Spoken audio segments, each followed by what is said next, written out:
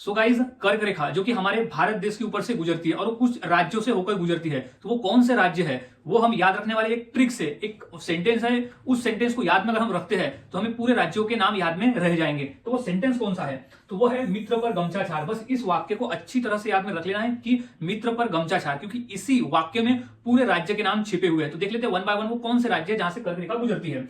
तो पहला है मी फॉर है मिजोरम, त्र फॉर है त्रिपुरा, तो ये हो गया मित्र। अब प फॉर है पश्चिम बंगाल और र फॉर है राजस्थान, तो ये हो गया पर। और ग फॉर है गुजरात और म फॉर है मध्य प्रदेश और छा फॉर है छत्तीसगढ़ और झार फॉर है झारखंड। तो क्या हो गया? मित्र पर गमछा छार। तो इसी वाक्य को अच्छी तरह से याद में रख लेना, क्योंकि पूरे जो स्टेट है वो इसी वाक्य में छिपे हुए हैं। ये तो हमने ट्रिक से देख लिया, लेकिन अब सीक्वेंस वाइज देखते हैं कि वो कौन कौन से राज्य, यानी इसी को सीक्वेंस वाइज में हम समझ लेते हैं।